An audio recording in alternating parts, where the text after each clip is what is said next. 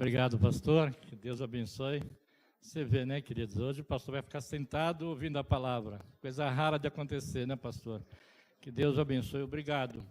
Quero agradecer a Deus pela oportunidade de nós estarmos nessa manhã de sábado juntos para adorar o nosso Criador, o nosso Salvador Jesus. Que Deus abençoe você. Um carinhoso, feliz sábado a todos. E gostaria de fazer uma pergunta, porque o tema de hoje vai falar sobre missão.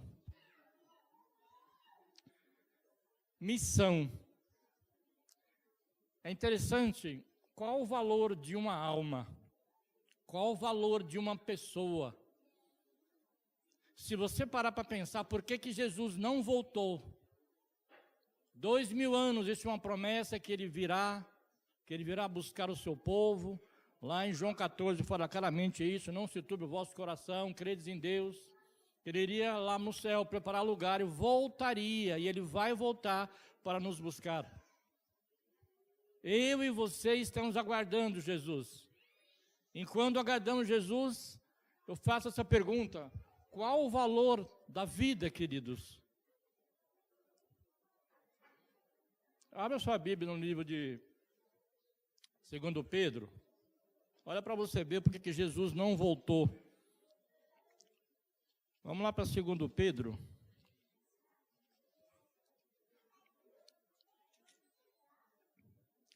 Segundo Pedro, capítulo 3, verso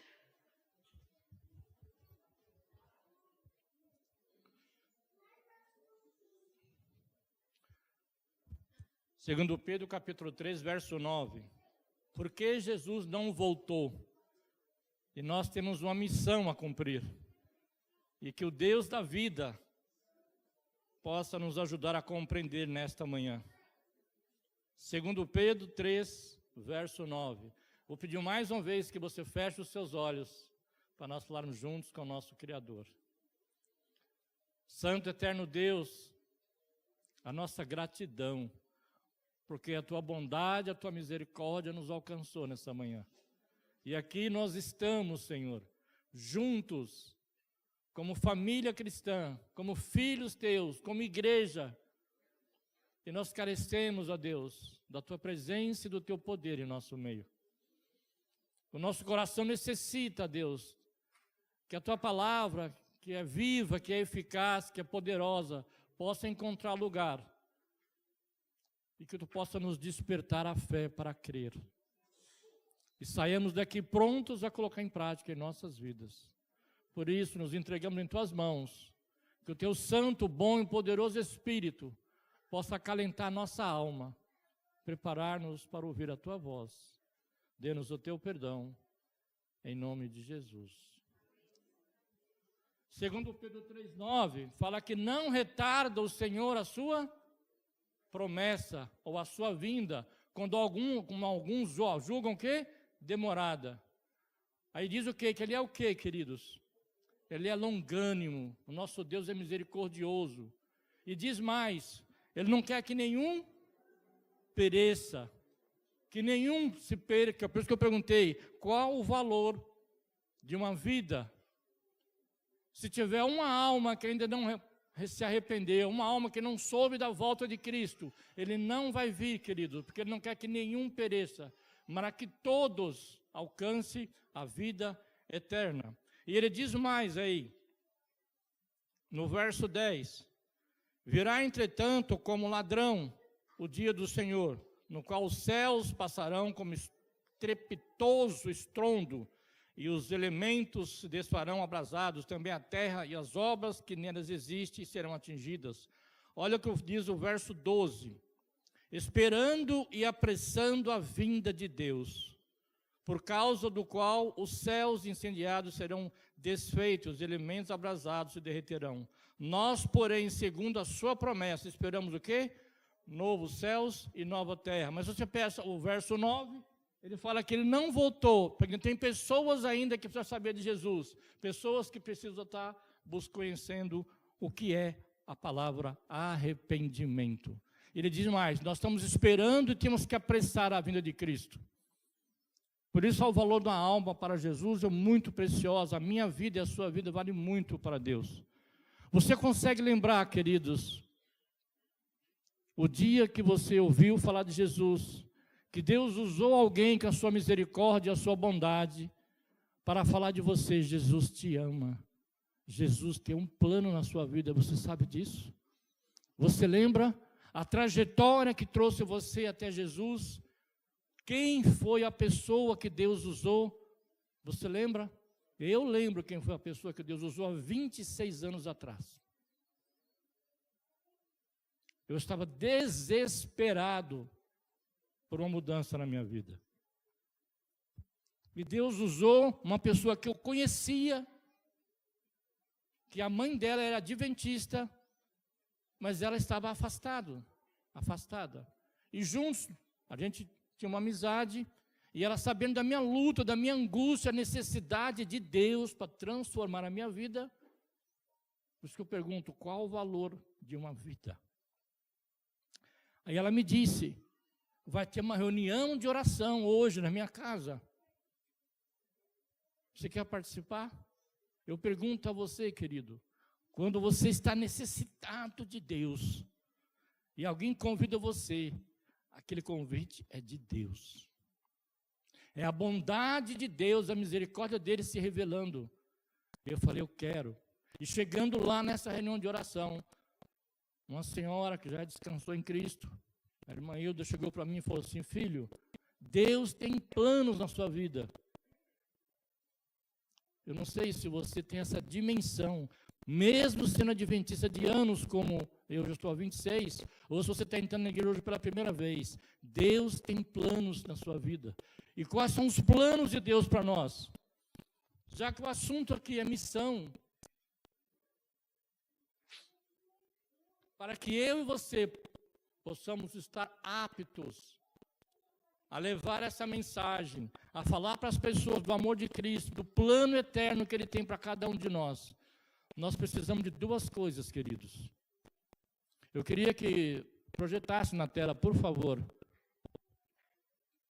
duas coisas que estão acontecendo na minha e na sua vida. Primeira coisa, está lá em Atos 1:8. Recebereis poder a descer sobre vós o Espírito Santo. A maior bênção que pode acontecer na minha e na sua vida é o poder do Espírito Santo. Que nós lutamos para poder fazer isso aqui, que nós vamos ler. Nós queremos cumprir a missão do Senhor.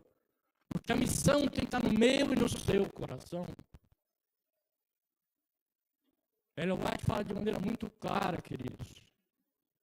Por que que Deus escolheu a mim e a você, pecadores, pessoas fracas, pessoas limitadas, mesmo crendo nesse Deus poderoso, para fazer essa obra? Sendo que os anjos se ofereceram para fazer. E Deus falou, não, porque Deus quer fazer duas coisas na minha vida e na sua, que é aperfeiçoar em nós o amor de Cristo e aperfeiçoar em nós o caráter de Cristo.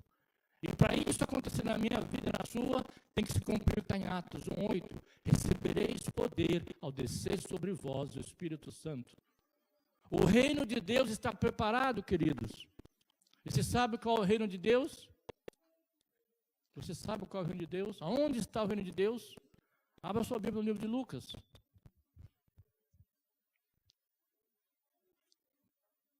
É interessante. Algumas pessoas questionando a Jesus. Onde está o reino de Deus? E o próprio João Batista questionou se Jesus era realmente o Messias. Lucas, capítulo 17. Lucas, capítulo 17. O reino de Deus, queridos, é graça, é misericórdia, é bondade. O reino de Deus é compaixão, é amor. E aqui no livro de Lucas, capítulo 17, verso 20. Interrogado pelos fariseus sobre quando viria o reino de Deus, Jesus lhe respondeu, não vem o reino de Deus como visível aparência, nem dirão, ele aqui ou ele ali está. Porque o reino de Deus Está onde, queridos? Se o reino de Deus é amor, é graça, é bondade, misericórdia, ele está dentro de mim, então eu tenho que praticar isto.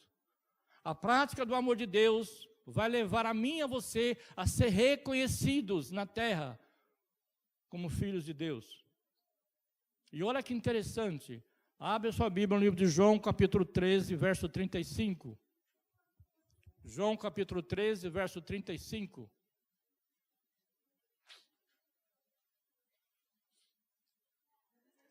Assim conhecerão, se não me engano está escrito aí, que vocês serão meus discípulos, se vocês tiverem amor uns pelos outros. Nós seremos conhecidos como discípulos de Jesus, se o amor de Cristo estiver no meu e no seu coração. E o desafio nessa manhã, para mim e para você, eu como discípulo de Jesus, fui chamado, fui escolhido, recebi a graça, a salvação, e hoje como salvo, pelo poder do Espírito Santo, eu tenho que viver esse amor. Jesus está convidando a mim e a você. Se você parar para refletir, para avaliar no que está aqui na tela,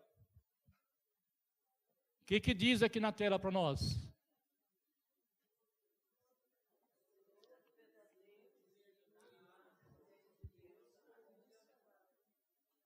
Todo verdadeiro, eu não creio que existem falsos discípulos aqui no nosso meio. Todos nós somos verdadeiros. Nasce para o reino de Deus como missionário. A missão tem que estar no meu e no seu coração.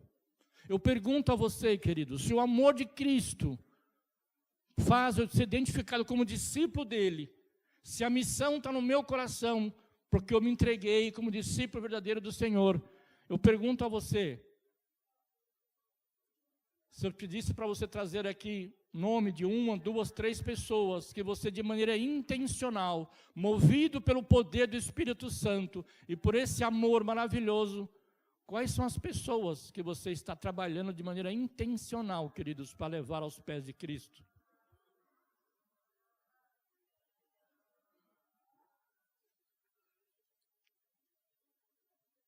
Aqui está falando de maneira clara. Todo verdadeiro cristão nasce para o reino de Deus como missionário. Sabe o que Deus faz? Por amor a mim e a você, para que eu possa colocar em prática a missão do Senhor. Você não pode sair daqui hoje, queridos, sem tomar uma decisão. Ellen White fala claramente, queridos, que aqueles que dedicam tempo à obra do Senhor, pregando o Evangelho de Cristo, eles vão necessitar do poder do Espírito Santo para que eles possam ter êxito. E esse poder é que vai habilitar, esse poder é que vai capacitar a mim e a você para que nós sejamos bem-sucedidos, porque a luta é grande.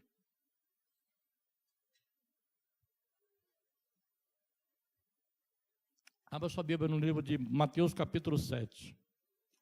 Deus, na sua infinita misericórdia e graça, querendo implantar o reino dele, a vontade dele na minha vida e na sua vida,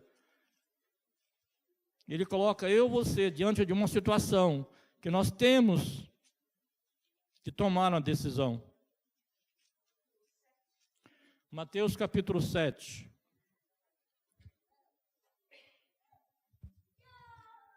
Qual é a prova bíblica que Deus coloca a mim e a você para identificar se nós realmente estamos cumprindo com o que a palavra de Deus fala? Mateus 7, verso 20.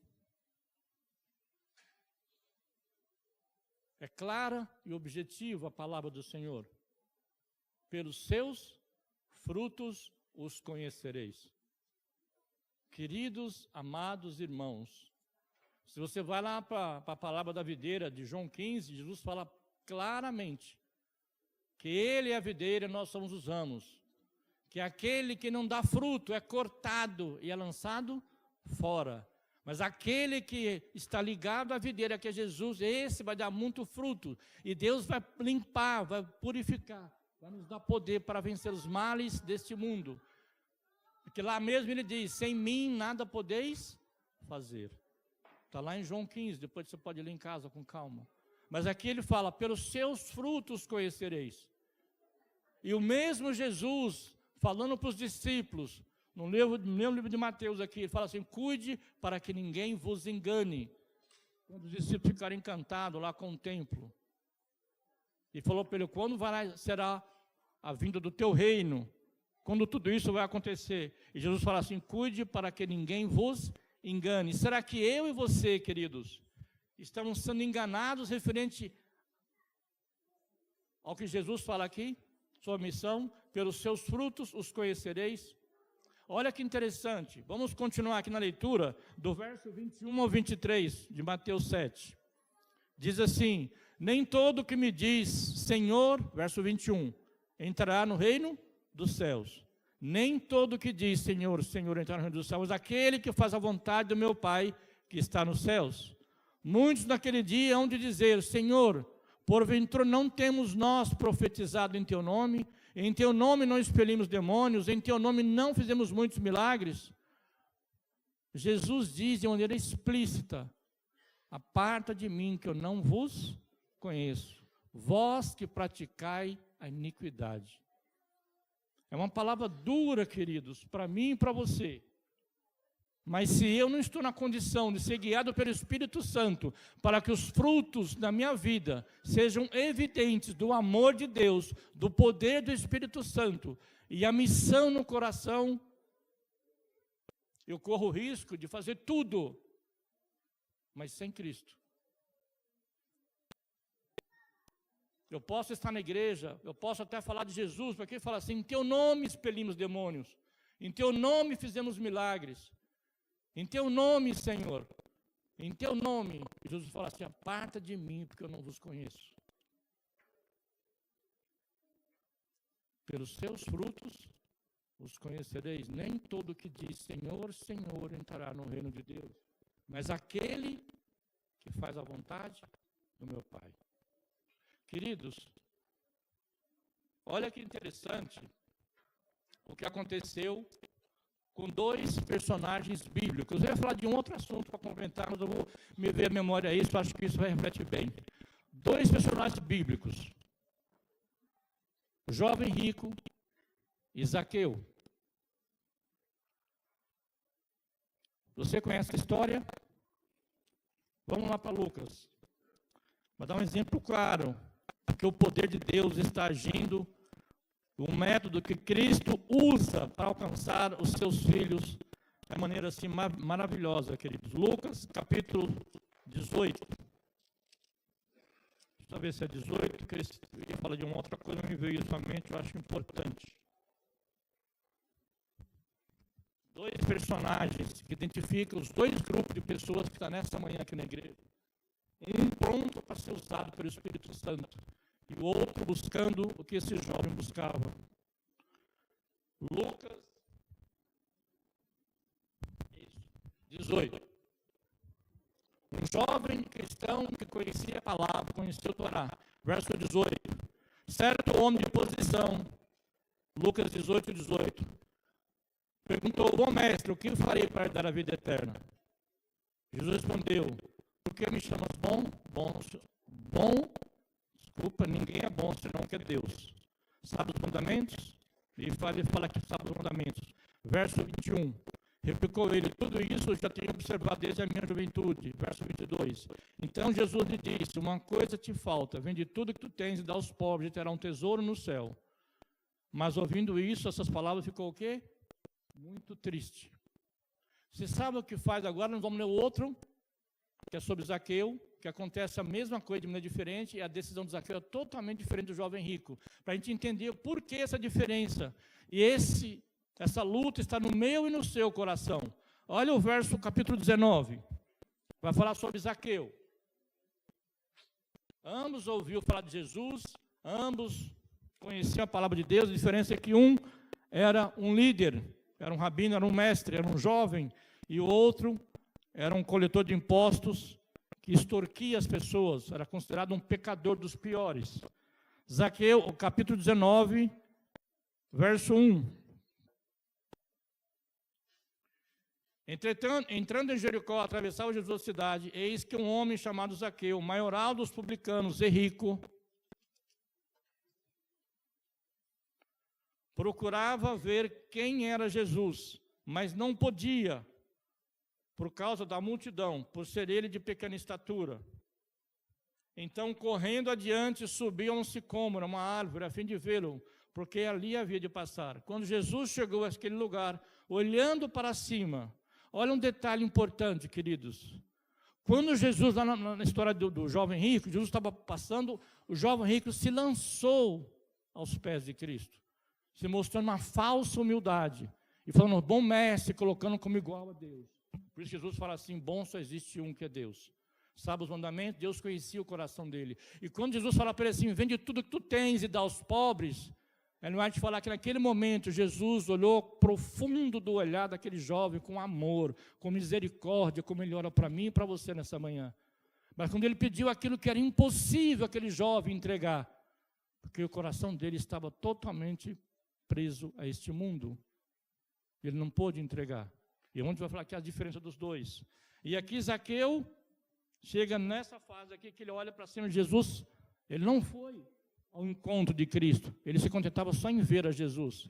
E Jesus, sabendo o que estava no coração dele, porque Jesus conhece a minha, a sua vida, Jesus passando no meio daquela multidão, aí entra o poder de Deus, né? Deus consegue enxergar a mim e a você no meio da multidão. E Ele sabe o que você está passando, Ele está sempre pronto para te ouvir e levar essa bênção que levou aqui para Zaqueu. Olha o que Jesus fala aqui para Zaqueu, no verso 5. Quando Jesus chegou àquele lugar, olhando para cima, disse, Zaqueu, desce depressa, porque convém ficar hoje em sua casa.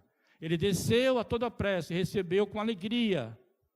Todos que viram isso murmuravam, dizendo que ele se hospedara com um pecador.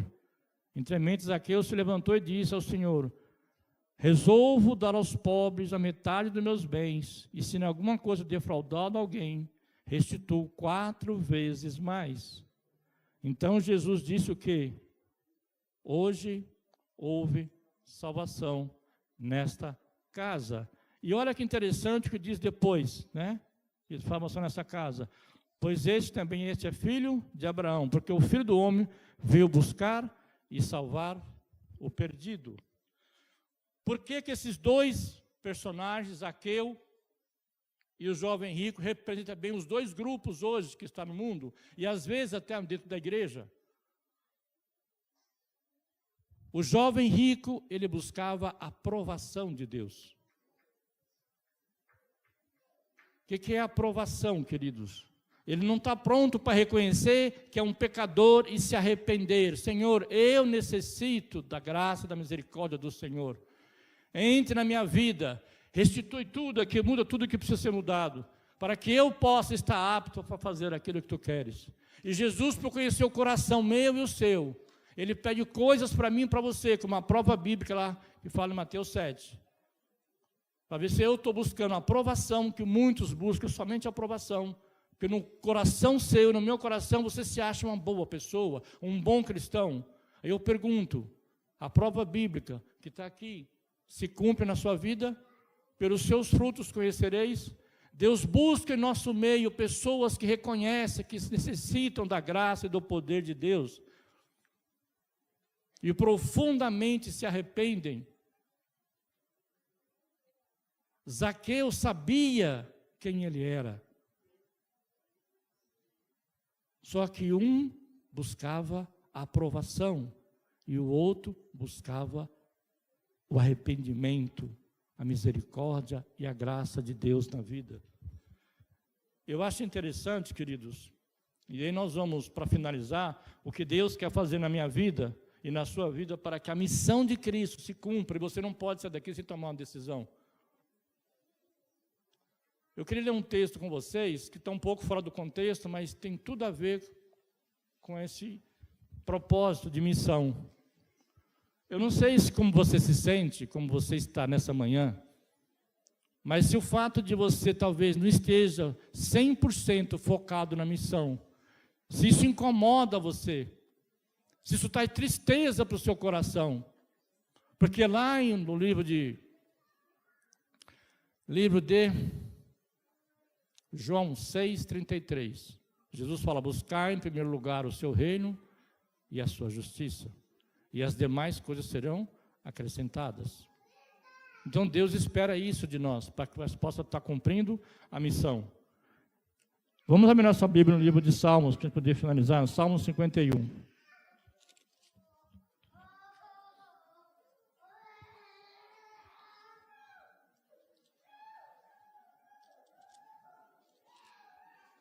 Se você está vivendo de acordo com a vontade de Deus, cumprindo os planos do Senhor na sua vida, quando você levanta de manhã, que você faz sua comunhão, sua meditação, você fala para Deus: Senhor, eu estou saindo. Quais são as pessoas que o Senhor quer que eu pregue o Evangelho hoje? Que eu falo do amor de Cristo. Se você tem isso no seu coração, você levanta já com o propósito de falar do amor de Cristo, de falar da volta de Jesus para as pessoas. Se você está pronto para acolher o pobre, o miserável, aquele que necessita da graça de Deus, que está nesse mundo perdido, você está cumprindo a missão do Senhor. Se não, você está na mesma condição de Davi. Davi reconhecendo um pecado gravíssimo que ele cometeu, que nós conhecemos. Olha o que diz Salmo 51, verso 1. E nós falamos que o reino de Deus é misericórdia, é graça, é bondade. Olha o que diz o Salmo 51, verso 1. Compadece-te de mim, disse Davi, ó Deus, segundo a tua benignidade e segundo a multidão da tua misericórdia. Bondade e misericórdia. É isso que Deus tem concedido a mim e a você, bondade e misericórdia. E ele depois começa a descrever todos os pecados. Ele começa a pedir perdão a Deus pelos seus pecados, arrependido, contrito. E no verso 10, ele fala: cria em mim, ó Deus. Tem coisas que você não consegue fazer, queridos. Depende de Deus agir. Criação, só Deus é criador. Cria em mim, ó Deus, um coração puro e renova dentro de mim o espírito. Por que eu preciso, você também, para cumprir a missão de Deus? Verso 11. Não me repulse da tua presença, nem me retires o teu Santo Espírito. Restitui-me a alegria da salvação e sustenta-me com o espírito, não é voluntário, é missionário. Por que missionário? O verso seguinte diz: então o que, queridos? Ensinarei os pecadores os teus caminhos, e eles se converterão a ti. Você sabe o que Jesus fazia, queridos? Jesus, todos os dias, a alegria dele é se misturar com as pessoas. E Ellen White fala que ele fazia isso com muita simpatia. E ele demonstrava algo que talvez eu preciso que Deus crie em mim e você, através do Espírito Santo e do amor de Deus. A palavrinha interesse. Ela fala que Jesus se interessava pelas pessoas. Ele se envolvia com elas, mas não para levar a vida que elas levavam. Ele se envolveu com elas para poder ganhar a confiança delas, e ali ele ia apresentar o reino de Deus, o plano da salvação. Se precisasse de cura, ele curava. Se precisasse de uma libertação, ele libertava. Qualquer mal que a pessoa estivesse passando, Jesus estava ali pronto a estar concedendo a ela a graça que ela precisava. E ao se misturar com as pessoas, Jesus apresentava para elas o plano da salvação, as boas novas, que somente Jesus pode apresentar a mim e a você as boas novas da salvação. Por isso, queridos, eu quero que nós possamos ler de novo. Todo verdadeiro discípulo nasce para o reino de Deus como missionário. Eu não posso, meus queridos, encerrar o sermão nesta manhã sem pedir para você estabelecer um propósito. Se a missão, como disse aqui, está no meu e no seu coração, porque nós somos discípulos, nós nascemos para o reino de Deus, e nós carecemos que a palavra de Deus falou conosco nessa manhã, do poder do Espírito Santo, para que esse amor se torne real, e eu possa praticar. Eu queria desafiar vocês Nós vamos ter a semana da primavera, que começa no próximo sábado, dia 13. E no final do ano, mês de novembro, nós vamos ter aqui o evangelismo, aqui na nossa igreja, com o pastor Antônio Gonçalves, que é irmão do Luiz Gonçalves. E vai ser aqui na Central de Poá. E que você possa, e nós vamos orar por isso. Você conhece alguém. E talvez se alguém que você conheça, vamos ler mais um texto, vamos lá para o Salmos 42. Deus sabe todas as coisas. Salmos 42. Talvez você conheça alguém que está nessa condição aqui. E Deus quer usar você para ir em conta essa pessoa. E talvez você seja essa pessoa que está precisando da misericórdia de Deus. Salmos 42.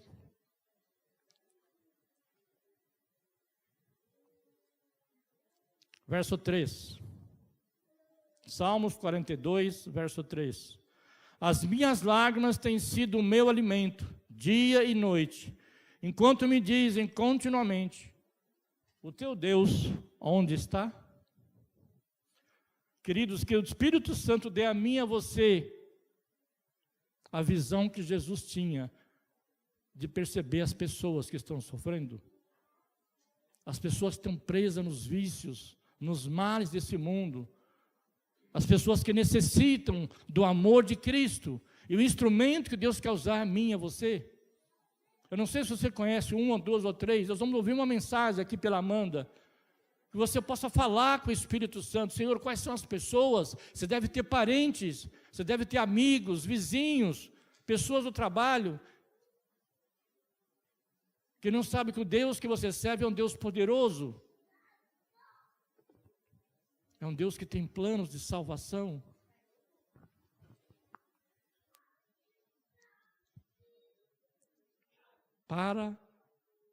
Ore e peça, Espírito Santo, coloque na minha mente as pessoas, uma, duas, três ou mais, que você vai orar. E fala para vocês que Jesus ia até as pessoas. Você vai orar para essas pessoas e você de maneira intencional vai fazer contato com elas. E você vai visitá-las e falar assim, eu conheço um Deus que tem poder para transformar vidas. Você acredita nisso? E vai convidar a pessoa para vir aqui na semana da primavera, ou na semana que vai ter o evangelismo em novembro. Porque aqui nessa igreja, queridos, a igreja de Deus na face da terra, aqui se manifesta o poder de Deus. Eu fiz uma oração a Deus. Você já vai cantar, querida, um segundo. Eu fiz uma oração a Deus, alguns dias atrás, porque eu vivo em constante luta, queridos, entre a carne e o espírito, Deus sabe, mas Deus tem me feito vitorioso. Aí, no domingo, 15 dias atrás, o irmão Hélio pregou aqui um sermão. Quem esteve aqui, ao final do sermão dele, Deus colocou no meu coração, hoje houve salvação nessa casa, porque Deus falou comigo. Ele respondeu a minha oração, então Deus habita nesse lugar e se manifesta. E depois a Eliane está aí? Cadê a Eliane? Não veio. Depois na quarta-feira aqui no culto da mulher, a Eliane pregou aqui, e Deus confirmou de novo através da mensagem dela, o que eu precisava ouvir do Senhor. O Deus que nós cremos, Ele é real e Ele fala conosco. Então, vai até das pessoas, que convide elas e traga elas aqui. Pode falar para elas, aqui tem um Deus que transforma vidas. Nós vamos ouvir essa mensagem agora, que vai falar sobre isso, esse Deus amoroso que transforma vidas. E se você sente a necessidade de receber uma bênção especial do Senhor, para que você possa ter o poder do Espírito para dizer, eis-me aqui, Senhor, envia-me a mim. Dê um passo à frente, se você tiver vontade.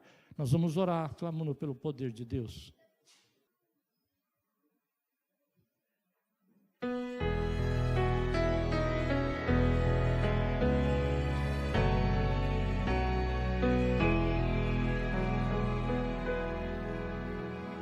Ó Mestre, o mar se revolta, as ondas nos dão pavor. O céu se reveste de trevas não temos um Salvador. Não se te dá que morramos, podes assim dormir. Se a cada momento nos vemos, sem prestes a submergir, as ondas atendem ao meu mandar. Sossegai, seja o encapelado mar, a ira dos homens, o gênio do mal. Tais águas não podem naufragar, que leva o Senhor, Rei do céu e mar. Pois todos ouvem ao meu mandar. Sossegai, sossegai, convosco estou para vos salvar. Sim, sossegai, Mestre, na minha tristeza estou quase a sucumbir. A dor que perturba minha alma, ó, peço-te, vem banir. De ondas do mal que me encobrem, quem me fará sair?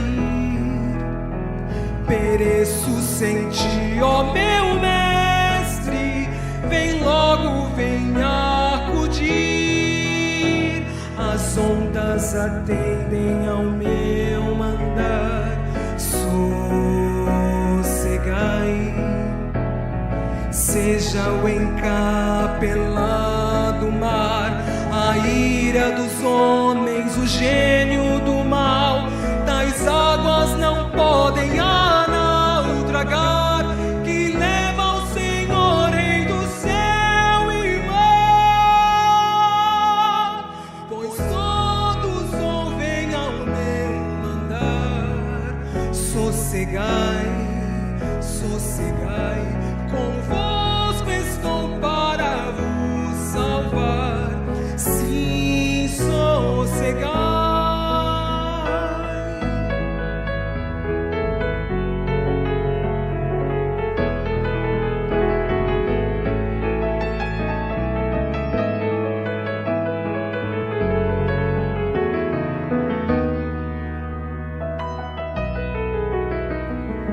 Mestre, chegou a bonança, em paz eis o céu e o mar. O meu coração goza calma, que não poderá findar. Fica comigo, ó meu Mestre, dono da terra e céu, e assim chegarei bem seguro ao porto, destino meu. As ondas atendem ao meu mandar.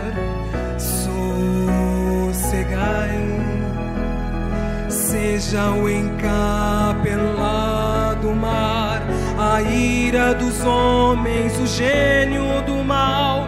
Tais águas não podem naufragar,